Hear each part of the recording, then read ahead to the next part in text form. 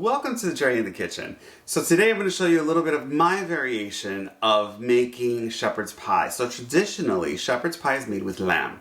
When you make it with beef, it's called a cottage pie. However, over the years, I've decided to change this recipe a little bit. Gordon Ramsay has popularized it. So I kind of take a little bit from here and from there, and I'm going to show you my version. It's got maitake mushrooms. It's got a little bit of pancetta. Of course, that's just, again, my version, but I promise you it's going to be absolutely delicious. So join me in the kitchen and let's get cooking. So we're going to start with a cold pan. In the cold pan, what I did is I took a little bit of pancetta. I always keep it in my house. Pancetta is unsmoked, I guess you can call it unsmoked bacon, but to it, I'm adding just a little bit of extra virgin olive oil just to help it along the way. So now put your pan on to medium high. You don't want it too high because what you want to do is, here, I'm going to take a piece of fat out. There you've got a piece of fat. You want to render that fat here. So you start with a cold pan, so as it heats up, it's going to render it out beautifully.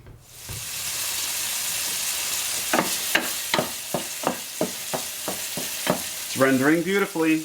Again, I lowered the temperature now to medium low because this will cook really fast and you do not want it to burn.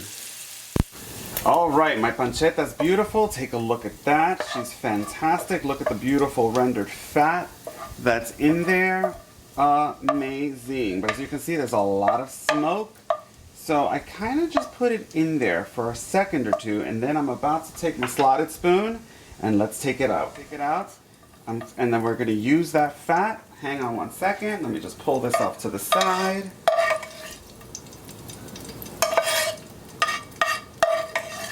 Oh, this smells amazing. Okay, move that to the side. We'll come back to that in just a little bit. To our pan, I have right here 1.5 shallots. I have 1 medium Spanish onion. We're gonna put that in. And that's just a simple chop, nothing crazy. Use your knife, use a food processor. That's little Brooklyn in the background. He's saying hello to his fans. I'm gonna add in just a pinch of salt to get them sweating.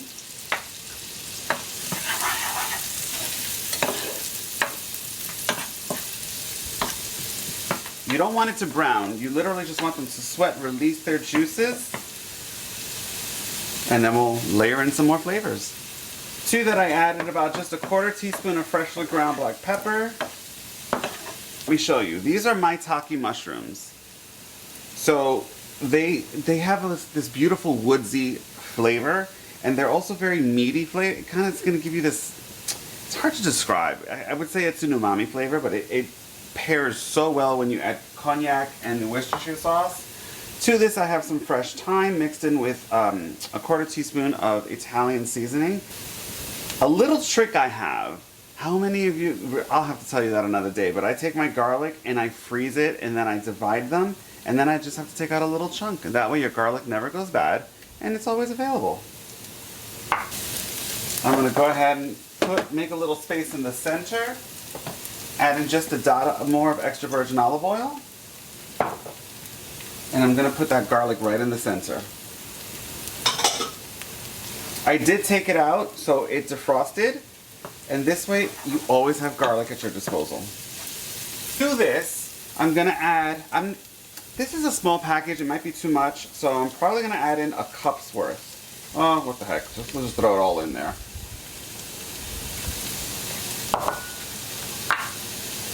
To this, I'm going to add in the fresh thyme and the dried herbs. Mix to combine. And this will also take another few minutes to cook. Your home should be smelling absolutely amazing right now. If you wanted to make this a vegetarian dish, you can just add more mushrooms and forget about the beef. The flavor, especially with maitakes or oyster mushrooms, is divine. 5 minutes has passed, and as you can see, there's still a little moisture because mushrooms will release their moisture, and we want it to be completely dry. So now I'm going to remove this from the heat. We're going to take this out, put it in a separate dish, and then I'll come right back and then we'll cook the meat together. All right, in the same pan, I don't want you to dirty any more dishes, just a little extra virgin olive oil. 1 pound of, this one happens to be 85/15 lean.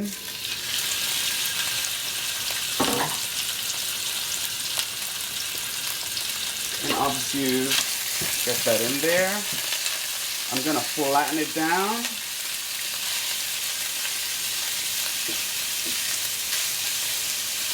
I lowered the heat back to a medium. The higher the heat, the water that releases from your beef is gonna jump all over the place. So this sort of reduces the chances of you burning yourself, as I do on a regular basis. I'm just smashing it down and then I'm gonna let it cook through. Oops, I didn't mean to turn that over.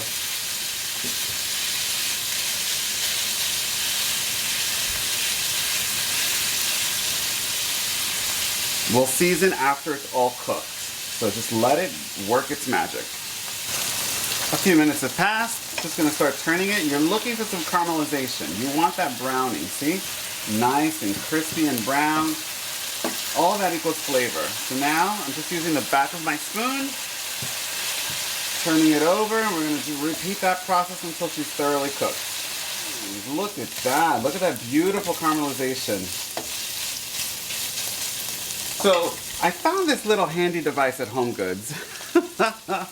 I mean, if you have a potato masher, the metal kind, you can use that. But this little guy comes in handy just to break up your chopped meat.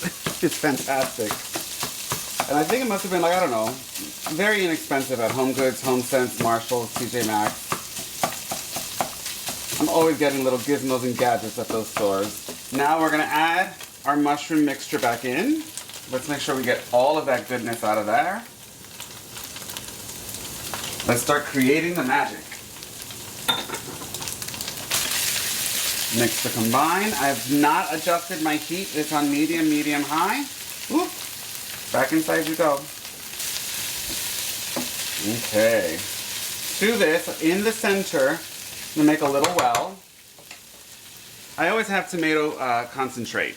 You can buy these tubes at your local grocery store. Surprisingly, HomeSense here in Florida, my Sunrise store, actually had these. So we're gonna put about a good tablespoon and a half worth. It gives a beautiful richness. If you want to add a little more, by all means. To this, we're gonna go ahead and add a little bit of salt. This is kosher, diamond kosher. It's less salty than some of the other salts that are out there. Of course, we need a little bit of Lea and Perrins, Worcestershire, whatever you want to call it. Put in probably about a good tablespoon. Don't overdo it, because it's very strong.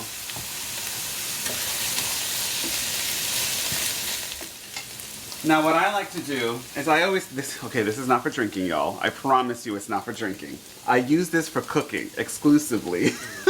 Ivan's laughing in the background because someone's gonna be like, do you drink that? I'm like, you can. I put in probably 2 tablespoons worth. Now normally when you're working with cognac or brandy, you want to burn it off, you want the flame to go on. I'm not gonna set off my alarm today. So we're just gonna let the alcohol cook out, and what you're gonna be left with is that delicious flavor. So I'm gonna go ahead and taste the meat before I add in a few more ingredients, just to see how the flavors are marrying and how they taste. It's okay to taste your food. It's gonna need a little more salt. Oh, but it's delicious. I add a 14.5-ounce can. I love these, the fire roasted tomatoes. It's gonna need a little moisture in here. It's gonna cook out, but I promise you it makes all the difference. And again, remember, the beautiful thing about cooking is that you can add salt. The only thing is if you over salt, you're gonna have a hard time getting rid of that. So to this, I'm gonna add some beef broth. This one I just happen to have Kettle and Fire. They make amazing bone broth. Probably about a good 1/3 of a cup. Now that it's at a simmer, I'm gonna lower it down to a medium low. I'm gonna cover it, and I'll see you in 30 minutes. 30 minutes have passed. Look at how delicious this looks. What I forgot to mention to you all is that I put in a cup of red wine. I just happen to have this Rioja which was one of my favorites. You can use any red wine that you like. I just happen to have that in my wine fridge, so I put a cup in there. And then for me, I want to wake up all the flavors. So for me, I'm going to add a little, now don't come at me, but I'm adding literally this little wedge of lemon, a little acid, just to wake up all those flavors. All right, so I've turned it off. I have my frozen peas. I always keep them in my freezer. I'm going to go ahead and add the frozen peas in because they're going to cook in the oven. If you don't like peas, don't put them in. I just happen to like it. Don't judge. And that's it. We're going to set this to the side and it's ready to go into the vessel. Next step is we have to make our mashed potatoes. So I'll show you what I did while this was cooking. So we're coming to the last part of putting all of this together. What I did while we were cooking the meat is I put 3 russet potatoes, left the skin on. Now you can peel these, you can boil them, you can do it whichever way, but I knew I had time to spare, so I put these in the oven for about an hour at 375. Nothing on them, I just did that. Now I let them cool. So to make our mashed potatoes, you don't have to use this. I've had this potato ricer for a very long time. So what are we gonna do? I have a bowl, just an empty simple bowl. I'm gonna use one of my spatulas. To this I have unsalted butter, very key ingredients. I have some heavy cream. Now the potatoes are cool, they're still warm enough that they'll melt the butter. Salt, white pepper, and then look at these beautiful, beautiful eggs. I get these from one of the local farms here in Florida. Look at this blue egg, fantastic. We're gonna use the yolks.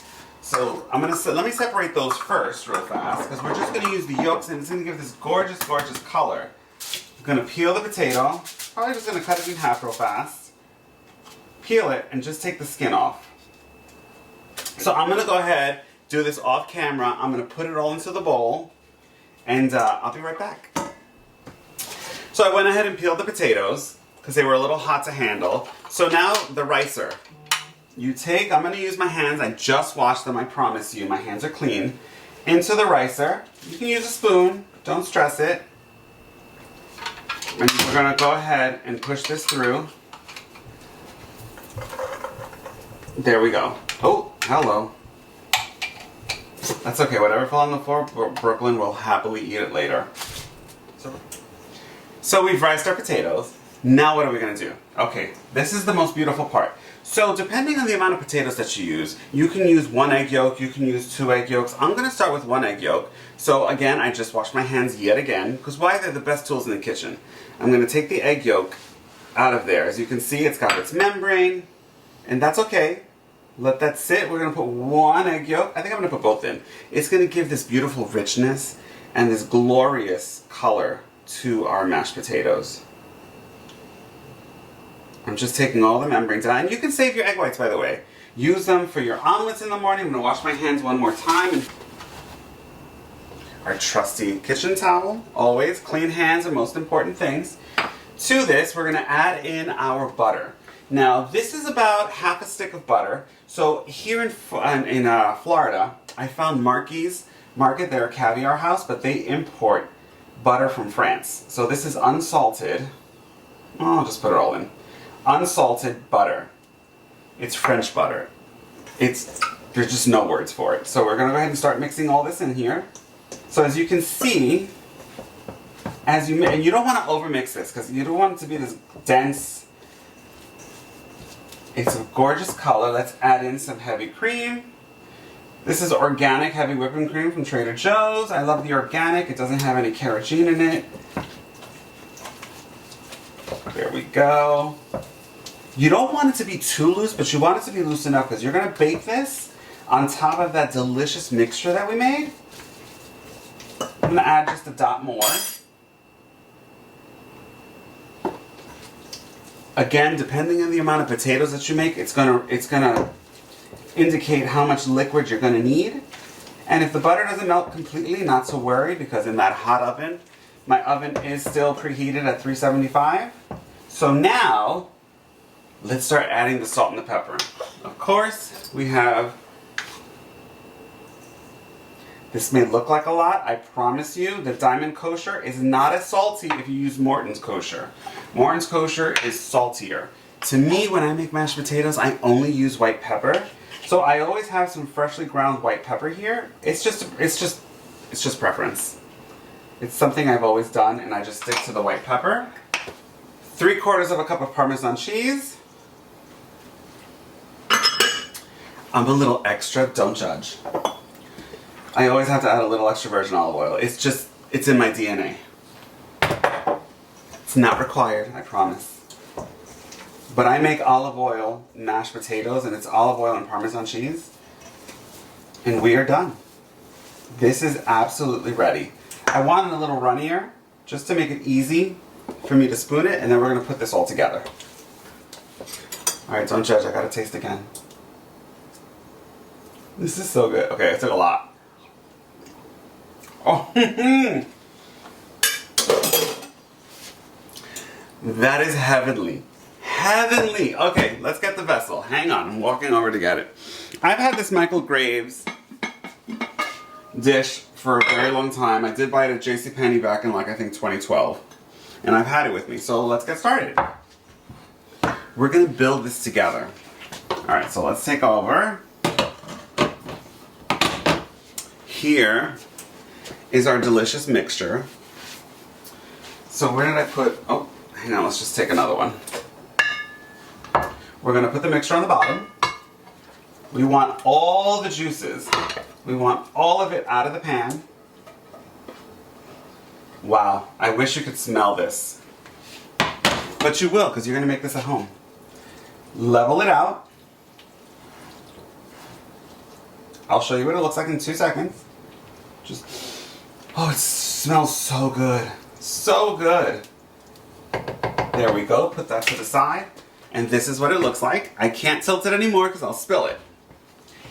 Now comes the magic. So I have an offset spatula. I always keep that handy just because it'll be easier for you to put, but we're gonna kind of do it the Gordon Ramsay way. So we're gonna put dollops on top. And we're gonna use that offset spatula to spread it out. Oh, this smells so good. So good, y'all, so good. I hope I'm not blocking. Look at that. That 3 potatoes was exactly what the doctor ordered. It's perfect. Look at that. Look at that. We're not going to waste a single drop. Put that in the center. Move this over to the side. Take your offset spatula. Gently now. We're going to sort of even it out as best we can, without disturbing the liquid that's below. Then, the Gordon Ramsay way, which is the best part, is take a fork and you're just going to sort of create little lines. Little lines in every direction. I could have made it a little looser. It'll look prettier. But you get the idea. Then, before I decide to stick my mouth on that fork, we're going to go in the opposite direction.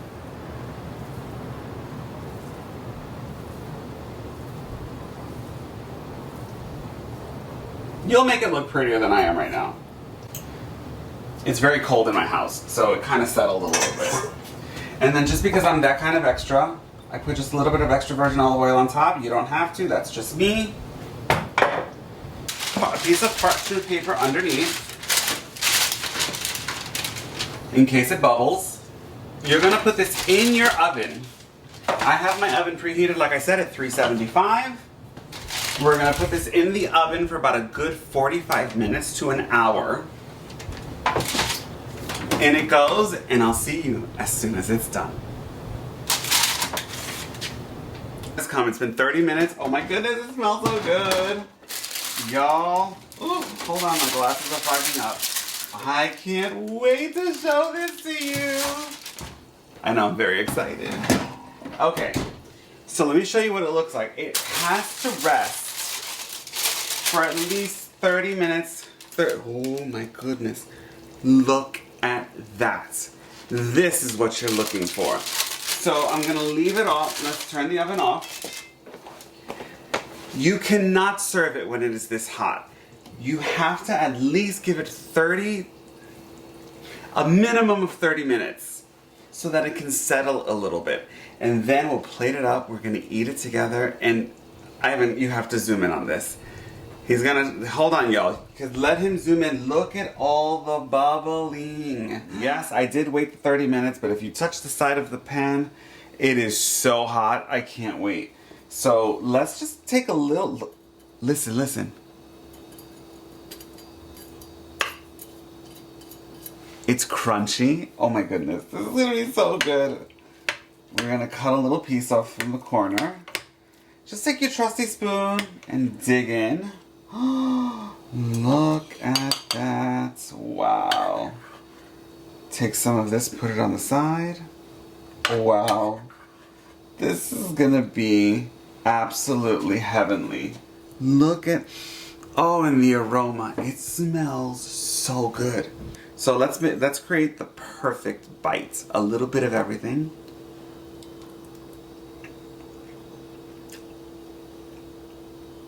Wow.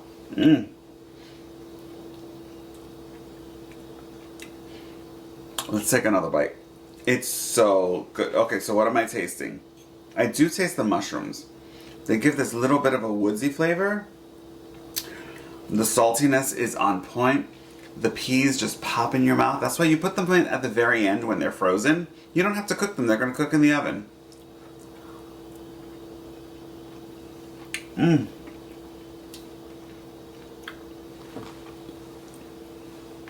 You can literally taste all of the flavors. Oh my goodness. So thank you for joining me in the kitchen. I hope you make this at home, and if you do, come on back, send me an email. I would love to hear how your recipe comes out. So from my kitchen to yours, thank you for joining, thank you for watching. I can't wait. Make sure you follow Dre in the kitchen, and let's see what we're gonna do for Easter. I already have some ideas and plans, so stay tuned. Love you guys. Talk to you soon. Bye.